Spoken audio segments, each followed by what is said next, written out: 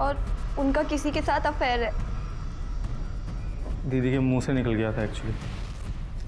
मायके वाला पड़ोसी यहां तक आ गया? कौन था वो? क्या दे रही थी तुम उसको? वो विवेक, मैंने उससे कुछ पैसे उधार लिए थे, बस वही वापस। तुम, मैं सुंदर नहीं हूं इसीलिए तुम उस हैंडसम लड़के के साथ चक्कर चला रही हो ना? अफेयर चल रहा है ना तुम्हारा? तुम छोड़ने वाली हो ना मुझे? नहीं विवेक, ऐसी कोई भी बात नहीं है। मैंने बस उससे पैसे उधार लिए और कुछ भी नहीं। बकवास। मैं तुम्हें अच्छे पैसे भेजता हूं, फिर तुमको उधार लेने की क्या जरूरत पड़ी? हैं? कैसे भरोसा करूं मैं तुम पे? वो मुझे निर्मल की शादी के लिए पैसे उधार लेने पड़े। निर्मल ने शादी कर ली? हाँ, वो भी घर वालों से छुप कर। लड़की दूसरी कास्ट की है, हमारी तरह बिल्कुल सेम। उसने मुझसे हेल्प मांगी और बस मैंने उसकी हेल्प कर दी और कुछ भी नहीं। जिस लड़के ने मुझे मारा तुमने उसकी हेल्प की, पैसे बर्बाद कर दिए मेरे तुमने। और फिर जीजा जी अगले दिन मेरे घर पे आ गए, पर थैंकफुली रिंकी यहाँ पे नहीं थी, वो अपने ऑफिस के ट्रिप पे बाहर गई हुई थी। जीजा जी चाय पीजिए ना। अरे भाई कब तक खुद चाय बनाते रहोगे? शादी वादी कर लो। बस थोड़ा सेटल हो जाऊँ तो फिर शादी ही करूँगा। सेटल नहीं हुए अभी तक? तेरी बहन तो बोल रही थी कि उसने शादी के लिए पैसे दिए तुझे, तूने शादी कर ली। क्या? आपने क्यों बताया कि मेरी शादी की बात उनको क्यों बताई? उन्होंने मुझे जतिन के साथ देख लिया था। उस टाइम कुछ समझ भी नहीं आया और मैंने ये बोल दिया। तुम्हारी बहन ने वो सारे पैसे कहाँ खर्च किए थे, कुछ पता है? जीजा जी दीदी को बहुत पैसे भेजते थे। बाद में उनको लगा कि घर पे बैठने से अच्छा है कि किसी कंपनी में इन्वेस्ट कर दे, लेकिन वो कंपनी तो फ्रॉड निकली। और जतिन सर वो आदमी है जिससे दीदी ने पैसे उधार लिए थे।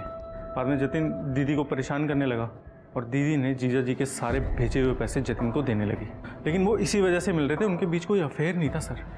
मतलब विवेक को पूरी बात पता नहीं थी? दीदी ने बताया जीजा जी को, लेकिन उनको विश्वास ही नहीं हुआ और इस वजह से जिया। मस्ती एंड कोल्ड ड्रिंक्स। सपना, मैं आता हूँ।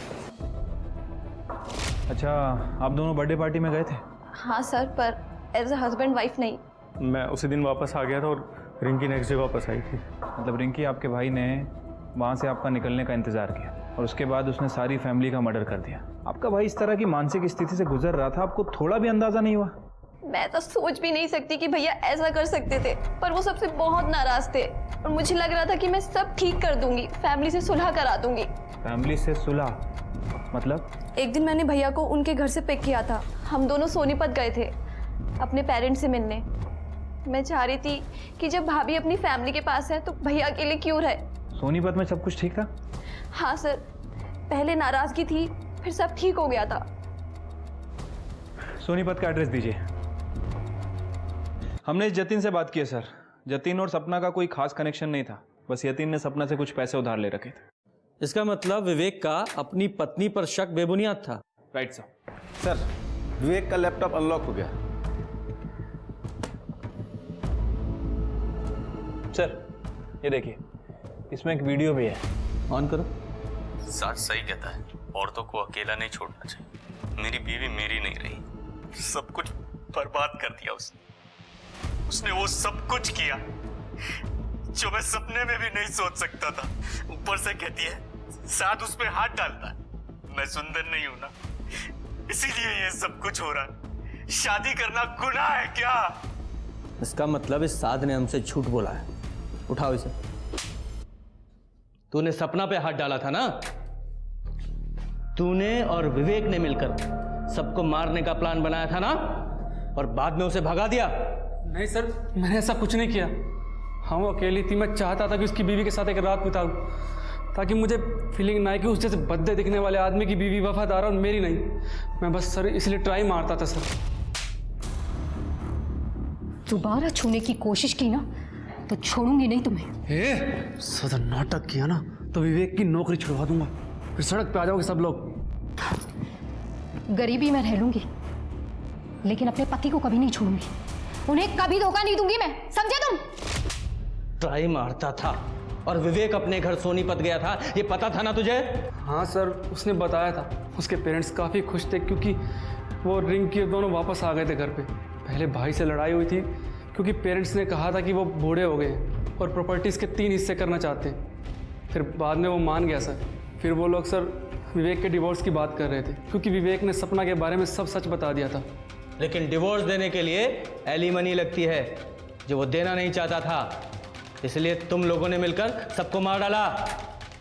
सच है ना ये? बोल। इस पूरे केस में विवेक ही प्राइम सस्पेक्ट था और वो पुलिस की पहुंच से बहुत दूर था।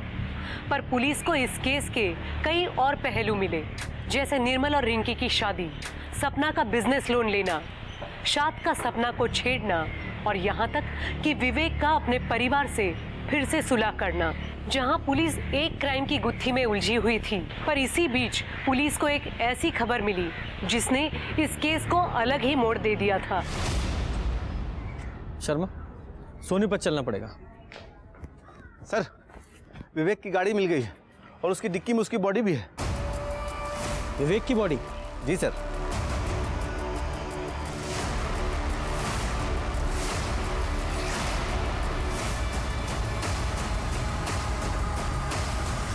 सर, कार में फ़ोन मिला है, बैटरी डेड है इसकी। ठीक है, सबको फोरेंसिक लैब में भेज दो। जी सर। 5-5 पाते ही विवेक का मर्डर कर दिया। लेकिन एक बात समझ में नहीं आ रही है कि किसी और ने उस बच्ची को इतनी बेरहमी से क्यों मारा होगा। ठीक है, बॉडी को पोस्टमार्टम के लिए भेजो, जरा आसपास देखो, पता करो कुछ पता चलता है क्या। और इसके फ़ोन को ट्रैकिंग पे डालो और इसकी लोकेशन से पूरी एक्टिविटी पता करो। सस्पेक्ट के बैंक स्टेटमेंट चेक करवाए थे सर। ये सपना ने पूरी फैमिली मेंबर का इंश्योरेंस करा रखा था, लेकिन अभी अभी इस निर्मल ने इन सभी के इंश्योरेंस का क्लेम किया है। और ये इंश्योरेंस कितने का था? तीनों का मिला के तकरीबन 25 लाख। 25 लाख? शर्मा, हो सकता है इस निर्मल ने ही इस इंश्योरेंस के पैसे के लिए सबका मर्डर किया हो। उसके दिमाग में शायद आइडिया आया होगा अपने जीजा का वीडियो देखने के बाद। गाजियाबाद पुलिस को फोन करो और इस निर्मल और इस रिंकी को उठवाओ।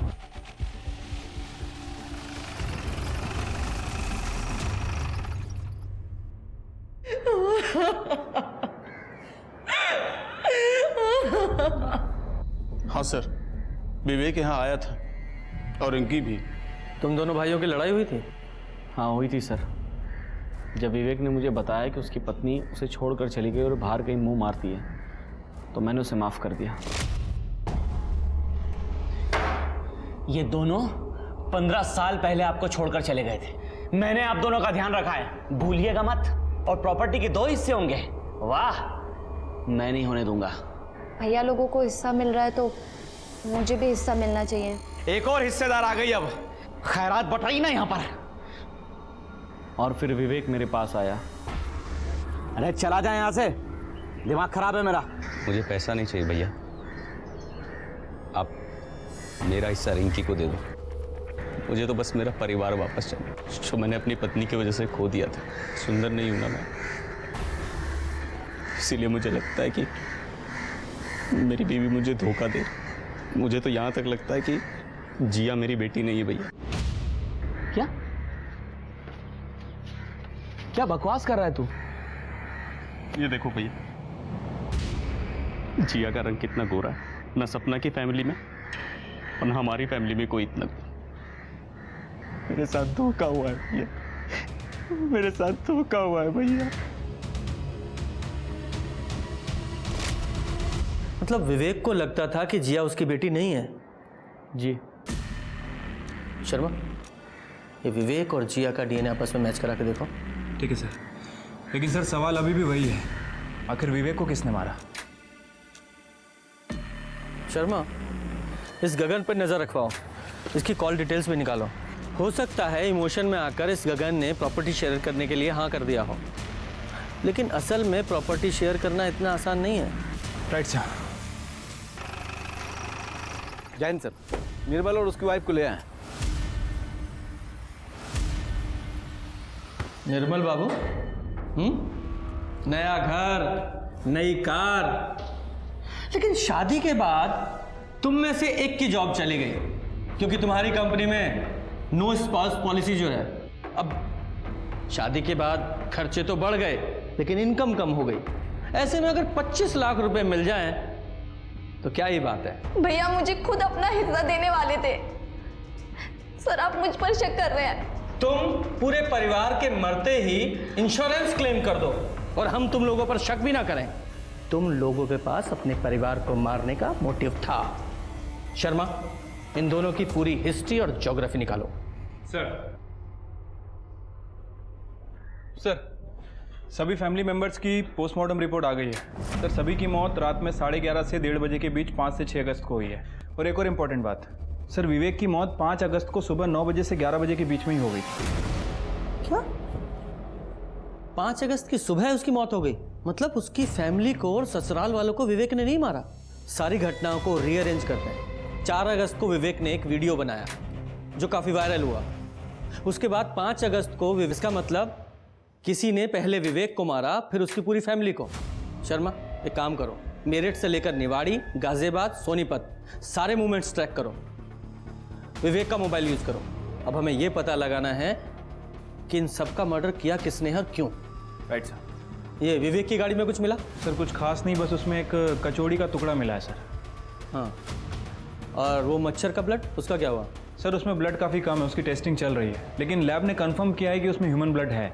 शर्मा, कचौरी पे अगर कुछ मिलता है तो उसका डीएनए मच्छर में मिले ब्लड के डीएनए से मैच करके देखो, शायद कोई रिजल्ट आए। उसकी रिपोर्ट जल्दी से जल्दी चाहिए। Right sir. माँ, बाबूजी, देखिए ना, देखिए क्या कर रहे हैं। गगन बेटा, गगन कहाँ जा रहे हो तुम? हट जा माँ। मैं तुमसे पूछ रही हूँ कहाँ जा रहे हो तुम? मुझे नहीं रहना आप लोगों के साथ में। आप सबके सब मेरे दुश्मनों समझे? गगन, अगर ऐसे बीवी को छोड़ के जाओगे तो सारी प्रॉपर्टी प्रिया के नाम कर दूंगा।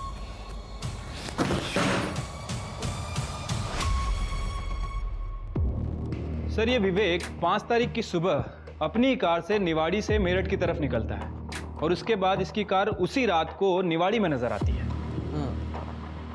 तो ये विवेक की कार वापस रात को निवाड़ी में कौन लेकर आया होगा? तुमने निवाड़ी में बाकी जितने लोग थे उनकी मूवमेंट ट्रैक की? हाँ सर, लेकिन निर्मल ने 4 तारीख की रात में ही बर्थडे पार्टी छोड़ दी थी और उसकी बीवी रिंकी 5 तारीख की शाम को गाजियाबाद के लिए निकली थी और उसके बाद निर्मल और रिंकी ये दोनों गाजियाबाद में मिले। एक ऑफिस के सीसीटीवी फुटेज में कंफर्म भी हुआ है। और सर ये विवेक का बड़ा भाई गगन, इसकी कार 5 तारीख की सुबह 5 बजे सोनीपत टोल नाका क्रॉस करती हुई दिख रही है और उसके बाद यही कार अगले दिन सुबह 6 तारीख को वापस आती हुई भी दिखी है। मुझे लगता है कि गगन और विवेक दोनों ने मिलकर सबको मारने का प्लान किया होगा। फिर ये दोनों भाई निकले और गगन के मन में लालच आ गया तो उसने पहले विवेक को मारा और बाकी सब परिवार को भी मार दिया।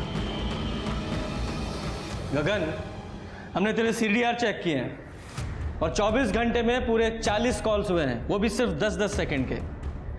शर्मा जरा बताओ 10 सेकंड्स में आदमी क्या क्या बातें कर सकता है? वो घर पे नहीं है, तुम बाद में कॉल करना। अब सवाल ये है कि वो कॉल किसने रिसीव किए, आपने या फिर आप दोनों में से किसी ने? हाँ, मैंने अटेंड किए थे। उस दिन सारे कॉल्स का जवाब भी मैंने ही दिया था। हाँ सर, ये बिल्कुल सच कह रहे हैं। उस दिन 5 तारीख को पूरा दिन ये घर पर ही थे। थक गई हूँ तुमसे मार खाते खाते। गरीब थी इसलिए मेरे मामा जी ने मेरी शादी तुम जैसे राक्षस से करवा दी, ये सोच कि कम से कम पैसे तो हैं। लेकिन अब इस घर के और दुकान के 3 हिस्से होंगे। क्या आएगा हमारे हिस्से में, बोलो? अरे चुप कर कमीनी, तेरे बाप की प्रॉपर्टी नहीं है, ये समझी? तुम्हारे बाप की तो है ना। रही है, तेरी गाड़ी ने तुझे फंसाया है। वो तेरी गाड़ी ट्रैफिक के कैमरा में रजिस्टर हुई है, समझा? सर, गाड़ी बाहर खड़ी थी उस दिन, किसी से पूछ लो, वो देख लीजिए बाहर पार्क है। लगता है कोई फंसा रहा है हमें। गाड़ी का कवर निकालो।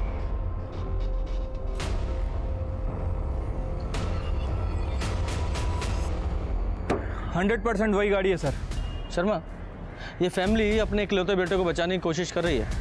एक काम करो, अरेस्ट करो इसे और इस पर डोमेस्टिक वायलेंस का केस भी डालो। एविडेंस तो है हमारे पास और इसकी पूरी फैमिली पे नजर रखो। सर ये लांबा हाउस का सीसीटीवी फुटेज है जो हाईवे से बिल्कुल कनेक्टेड है। ये वाइट गाड़ी लांबा हाउस में एंट्री कर रही है और उसके 15 से 20 मिनट बाद गगन की गाड़ी वापस आती हुई दिख रही। और ये अगले दिन का फुटेज। ये गगन की गाड़ी दोबारा से लांबा हाउस में एंट्री कर रही है और वही वाइट गाड़ी जिसने उस दिन एंट्री की थी वो वापस आती हुई दिख रही है।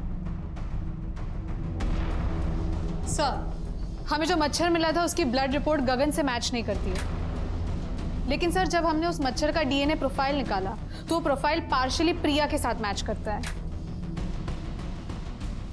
प्रिया से मैच करता है? प्रिया का कोई रिलेटिव है? जी सर, एक मामा है जिसने उसे पाला पोसा है। उसका नाम है बंसी हुडा। बंसी हुडा? अच्छी तरह चेक कर लो। शर्मा जी उठाइए दोनों को। क्या हुआ साहब? क्या कर रहे हैं आप? क्या किया मैंने? गगन के घर में जो गाड़ी है ना वो तुमने ठीक की थी, वो तुम्हारे क्लाइंट की गाड़ी थी। तुमने ही विवेक की पूरी फैमिली का मर्डर किया, समझे? और कार में जो कचौरी का टुकड़ा मिला था ना, उस कचौरी के टुकड़े में इस बंटी का डीएनए मिला है।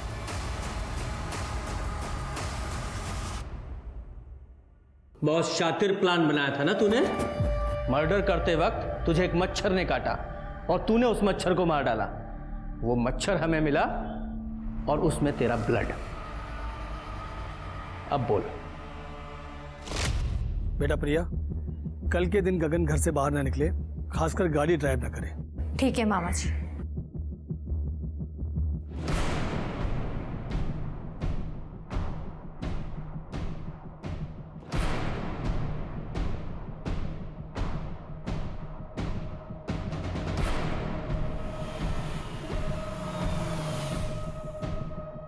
अरे विवेक जी, मैं प्रिया का मामा यहाँ किसी काम से आया था। अरे मैं आपको कहीं छोड़ दूं क्या मामा जी? बेटा घर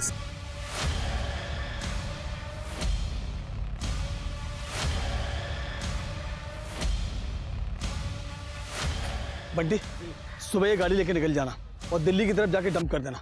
समझ गया सेठ जी। चल बैठ। पापा आ गए।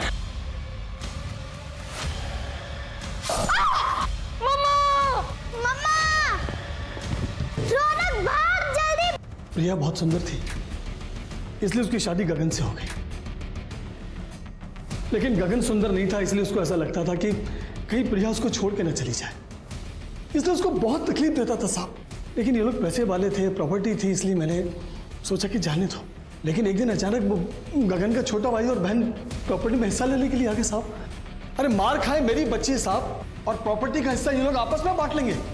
फिर मैंने वो विवेक का वीडियो देखा और तुरंत दोनों भाइयों को फंसाने की चाल मेरे दिमाग में आ गई साहब। तुम्हारी भांजी के साथ गलत हो रहा था, उसका बदला लेने के लिए तुमने 6 निर्दोष लोगों को मार डाला। और सबसे बड़े दुख की बात तो यह है कि तुम्हारे साथ साथ वो तुम्हारी भांजी भी जेल जाएगी तुम्हारे क्राइम में सहयोग करने के लिए। बंसी क्रिमिनल नहीं था, पर गगन के बर्ताव की वजह से अपनी भांजी को सुखी देखने के लिए उसने 6 लोगों को मार दिया। याद रखिए, जिंदगी में हमें धोखा, झूठ, फरेब सब मिलेगा, पर अगर हम उसके चलते गुस्से, बदले और नफरत की भावना को अपने आप पर हावी होने देंगे तो हमें भी एक आम इंसान से क्रिमिनल बनते देर नहीं लगेगी। अब मैं सोनाली कुलकर्णी आपसे विदा लेती हूँ।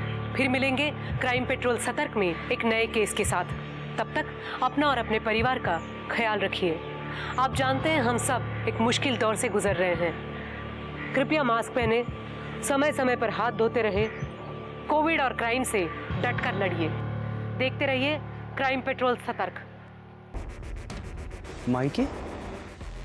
अपने पेरेंट्स के यहाँ निर्वारी में? सपना तो और कब से? ये 1-1.5 साल हो गया है। अब विवेक, सपना को कुछ मत बोलना कि मैंने तुम्हें सब कुछ बताया है। भाभी जी पत्ता गोभी कितना कर दूं? आप आधा किलो कर दीजिए। ये डालिए। हाँ, और भिंडी भी ले लीजिए ना भाभी जी। नहीं नहीं, भिंडी पसंद नहीं मुझे। अरे भाभी जी आपको तो पसंद है ना, आधा किलो भिंडी दे देता हूँ आपको। ताजी ताजी भिंडी है। हाँ? तुझे नहीं बोला ना भिंडी। और ये क्या भाभी जी करता है तू? साले अब मर्दों से बात करने में तेरी जबान टेढ़ी हो जाती है। हाँ भैया, वो क्या है ना कि मैं बसी हुई। सॉरी गगन जी, जाने दीजिए ना कहीं। और आज तो मैं तेरी ऐसी हालत करूंगा कि किसी से बात करने लायक नहीं छोड़ूंगा। भैया भैया तेरा भैया जाने दीजिए गगन जी। क्या रे? इतना क्या? हाँ, इतना क्या पक्ष ले रही तू उसका? यार लगता तेरा, यार लगता है। सॉरी भैया, यार लगता तेरा भैया, सॉरी। चुप।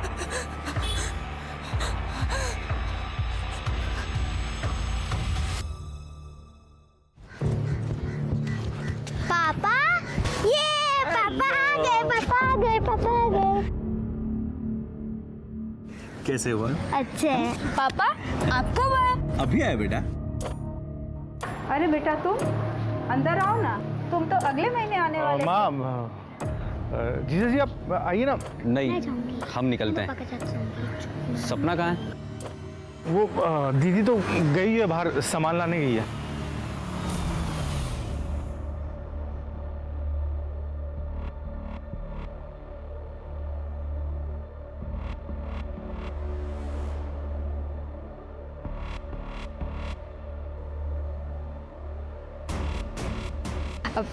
विवेक तुम यहाँ? थोड़ा सरप्राइज विवेक, कैसे हो? सरप्राइज तो तुमने दिया है मुझे। इतनी तैयार होकर कहाँ गई थी? किसके साथ घूम रही थी? कौन था वो? वो तो यही हमारे नेबर हैं, अभी शिफ्ट हुए हैं। पापा के लिए दवाई लेने गई थी तो वो मिल गए रास्ते में और लिफ्ट दे दी। दवा लेने? इतने तैयार होकर? दवा कहाँ है? कहाँ है दवा? वो थी नहीं, आउट ऑफ स्टॉक थी। अभी थोड़ी देर में फिर से जाना है लेने, ऑर्डर दे दिया है। तैयार? अरे ये तो राज करेगी, खुश रहेगी, लेकिन आपका बेटा तो कभी भी इसके ऊपर हाथ उठा देता है। बंसी भाई साहब, गगन का गुस्सा तो आप जानते ही है ना। उसने आज दवाई नहीं ली थी। आप चिंता मत कीजिए भाई साहब, आज मैं उसे खूब डांटूंगा। अरे अब डांटने से क्या होगा भाई साहब, बचपन में उसे डांटा होता ना तो आज ये नौबत नहीं आती। ओ मामा जी, बहुत हो गया अब। हाँ, ये बेटी आपकी शादी से पहले थी, अब ये हमारी बीवी है। हम जो चाहे वो करें, और पति पत्नी के बीच बोलना अच्छी बात नहीं होती है। तूने शिकायत किया क्या? नहीं। Shut up! दूर हट जाओ बहू से। गगन बेटा, तूने आज दवाई नहीं ली थी। ये दवाई ले। बहू, इसे अंदर ले जाओ बेटा। जाओ गगन।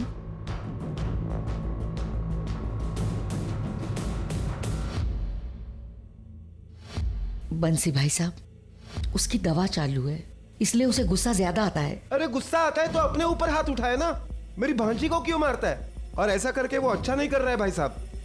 मामा जी,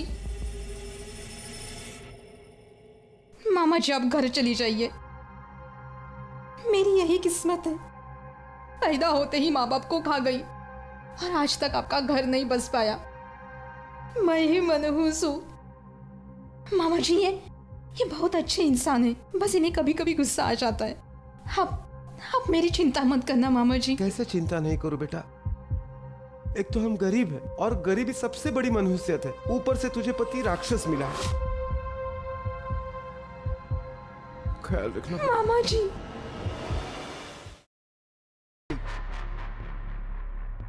हाँ यार, तुझे बताया नहीं, तुझसे पूछा तक नहीं। 15 साल से मैंने अपने माँ बाप का मुंह नहीं देखा, और उसने क्या किया? 1.5 साल से अपने मायके में घूम रही है मुझे बिना बताए, और भी पता नहीं मेरे पीछे से क्या क्या करती होगी। सोच, मैं दुबई से इतनी अच्छी जॉब छोड़ के क्यों आया था? मुझे पता लगा कि मेरी बीवी को मुंह मारने की गंदी आदत लग गई थी। अरे इनको अकेला क्या छोड़ दो, आजादी के नाम पे मुंह काला करती फिरती है। मुझे भी यही लगता है साथ भाई, इनके लिए वहां से इतने पैसे भेजता हूँ, अकाउंट एकदम खाली का खाली।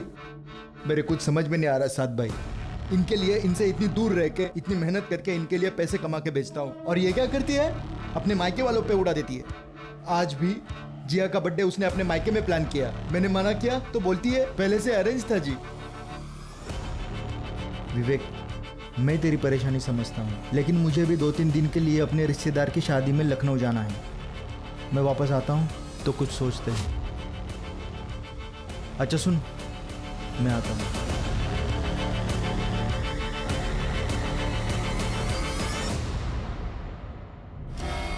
सॉरी भाभी, गलती से लग गया ऐसे। सब समझती हूँ मैं, तुम्हारी गलती और हाथ लगाना पहली बार नहीं है ये साथ। मुझसे दूर रहो, नहीं तो क्या? नहीं तो विवेक को सब कुछ बता दूंगी। ओहो, पति आ गया तो अब तेवर दिखा रही हो। बोलना मत, हो जाएगा भी। वैसे मैं हूँ always at your service.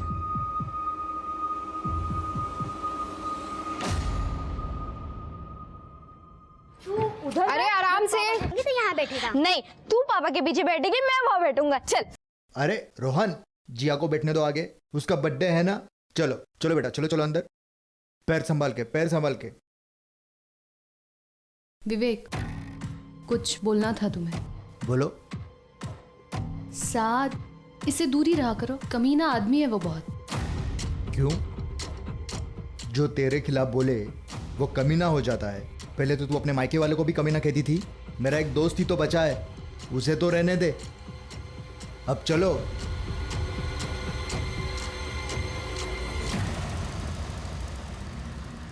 Happy birthday to you, happy birthday to you.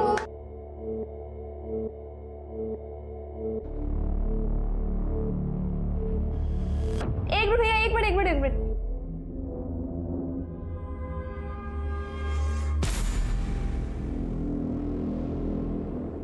तो आप क्या करने वाले हो? Party time, music music, dance, मस्ती एंड कोल्ड ड्रिंक्स। सपना, मैं आता हूँ।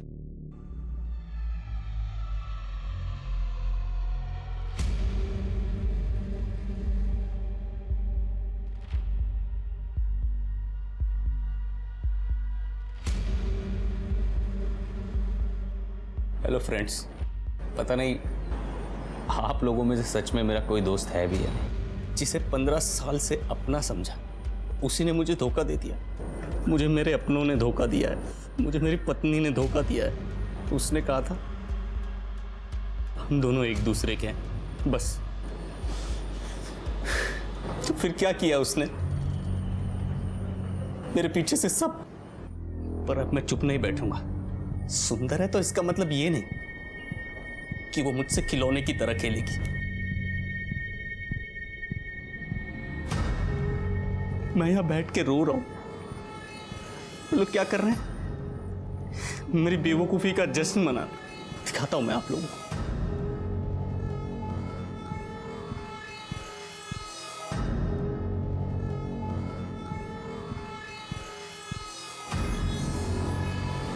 अब बस एक ही रास्ता है इन सबको खत्म करने का, और मैं वही करूंगा।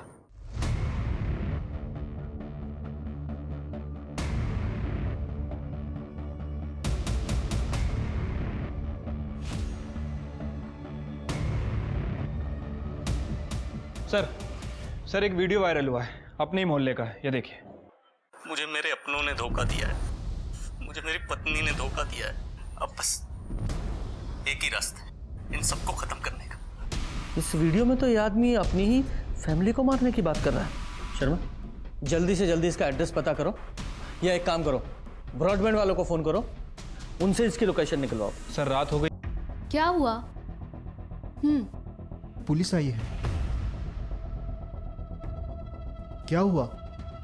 विवेक, भाभी, बच्चे सब ठीक है ना? आप लोग कौन हैं? सर साहद कुरैशी, ये मेरी बेगम साइमा कुरैशी। सर विवेक का दोस्त हूँ। दोस्त क्या सर, फैमिली ही समझ लीजिए। तो आप लोगों को तो पता होगा कि विवेक कहाँ है।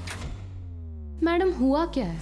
कुछ तो बताइए, हमें डर लग रहा है। कि आपके दोस्त विवेक ने 4 तारीख को एक वीडियो बनाया था, ये देखिए। मुझे मेरे अपनों ने धोखा दिया है, मुझे मेरी पत्नी ने धोखा दिया है। अब बस एक ही रास्ता है इन सबको खत्म करने का। ये विवेक किस धोखे की बात कर रहा है जानते हैं आप लोग? सर हम 4 तारीख को अपने रिश्तेदार की शादी में गए थे लखनऊ, बस थोड़ी देर पहले ही लौटे हैं सर। कुछ तो पता होगा ना आप लोगों को, फैमिली फ्रेंड्स थे आप। मैम, विवेक बहुत परेशान रहता था। 15 साल पहले विवेक और सपना भाभी की लव मैरिज हुई थी, जिसकी वजह से उनके पेरेंट्स उसे घर से निकाल दिया था। मैं और विवेक मेरठ में साथ में ही काम करते थे और मैंने उसकी मदद की थी यहाँ शिफ्ट होने में। मेरे बाप ने घर से धक्के मार के बाहर निकाल दिया, लेकिन ये मेरी बहन पागल रिंकी मेरे साथ ही आ गई। लव यू भैया, एनीथिंग फॉर यू। विवेक, अब से हम ही एक दूसरे का परिवार है। वो दोनों एक दूसरे से बहुत प्यार करते थे। ये विवेक अपनी बहन रिंकी के साथ यहाँ रहता था ना, तो इस वक्त कहाँ है रिंकी? रिंकी दिल्ली में ही है और वो 2 साल से वहीं पे जॉब कर रही है। 6 साल पहले विवेक आपके साथ दुबई गया था, कहीं ऐसा तो नहीं कि दुबई में उसका किसी के साथ अफेयर हो गया? नहीं सर, जब तक मैं साथ में था तब तक ऐसा कुछ नहीं था सर। 6 साल पहले मेरी और विवेक की दुबई में जॉब लगी थी। मुझे वहाँ का क्लाइमेट पसंद नहीं आया तो मैं लौट आया, विवेक वहीं रुक गया। पर पीछे से सपना भाभी ने अपने फैमिली वालों से सुलह कर ली, जो विवेक को बिल्कुल पसंद नहीं आया, क्योंकि विवेक ने अपने फैमिली से रिश्ता तोड़ दिया था सर। सर सपना भाभी के घर वालों ने विवेक को बहुत मारा था, जिसकी वजह से वो उनके साथ कंफर्टेबल नहीं था। तू ना मेरी बहन का लायक ही नहीं है। शक्ल देखिए अपनी, हाँ शक्ल देखिए अपनी, बोल। निर्मल छोड़ो, तुम्हारी हिम्मत कैसे हुई मेरे पति को हाथ लगाने की? दी आप बीच में मत बोलिए। निर्मल ये मत भूलो कि पति है मेरे, प्यार करती हूँ मैं इनसे। इससे पहले कि मैं भूल जाऊं कि तुम मेरे भाई हो, निकलो यहाँ से। मैंने कहा निकलो यहाँ से। सर विवेक सपना की फैमिली की वजह से बहुत डिप्रेशन में रहने लगा था। थोड़े टाइम बाद सब ठीक हुआ, 2 बच्चे भी हुए, लेकिन इस बार विवेक लौटा तो सपना भाभी से बहुत नाराज था। उसे शक था कि सपना भाभी का कोई अफेयर चल रहा है। अफेयर था? पता नहीं, और होगा भी तो मुझे कोई आइडिया नहीं है। देखिए इस वक्त विवेक गायब है। आप लोगों को कुछ भी आइडिया है कि वो कहाँ जा सकता है? सर पता नहीं, और विवेक भैया की गाड़ी बाहर नहीं है। गाड़ी? गाड़ी का नंबर दीजिए। MH48। सर मैं गाड़ी की डिटेल्स निकलवाती हूँ। शर्मा जी पूरा घर अच्छे से चेक कीजिए।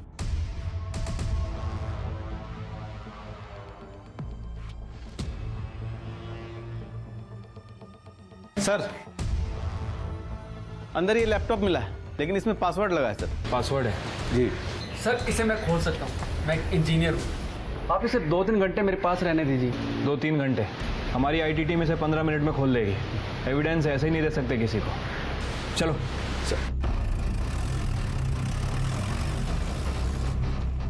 क्या हुआ? तुम्हारे चेहरे का रंग क्यों उड़ गया? उस लैपटॉप में तुम्हारे खिलाफ कुछ है क्या?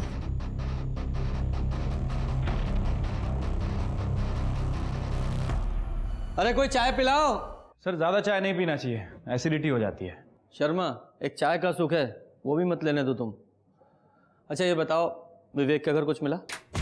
सर वो विवेक के घर उसका लैपटॉप मिला है, हमारी IT टीम उसे चेक कर रही है, हो सकता है शायद उसमें कुछ मिल जाए। तो ये विवेक इस बात से नाराज था कि उसकी पत्नी ने अपने मायके वालों से सुलह कर लिया। राइट सर, और इसी वजह से विवेक सपना पर शक भी करने लगा था। सर मैंने विवेक का फ़ोन और गाड़ी की लोकेशन ट्रैक की है। विवेक की फ़ोन की लोकेशन गाजियाबाद की तरफ ट्रैवल करते हुए दिखाई दे रही थी। सर मैंने ट्रैफिक कैमरास भी चेक किए, ये रही उसकी फुटेज। सर ये देखिए, लेकिन सर सन गार्ड डाउन होने की वजह से विवेक का फेस नहीं दिखाई दे रहा है, लेकिन सर ये विवेक ही है। ये देखिए, उसके सोशल मीडिया पे मैंने चेक किया था, ये फोटो में विवेक ने एग्जैक्टली सेम शर्ट पहनी है जो यहाँ पे दिख रही है। सर विवेक की गाड़ी गाजियाबाद की तरफ जा रही है, और गाजियाबाद में सपना का भाई निर्मल भी रहता है, और ये निर्मल ने विवेक के ऊपर हमला किया था। कहीं ऐसा तो नहीं कि ये विवेक निर्मल को मारने के लिए गाजियाबाद जा रहा हो? शर्मा ये गाजियाबाद पुलिस को इन्फॉर्म करो, और ये पर्सनली निर्मल को भी इन्फॉर्म करो। Right sir. और पूजा तुम ट्रैफिक पुलिस से कोऑर्डिनेट करके ये विवेक की गाड़ी को ट्रैप कराओ।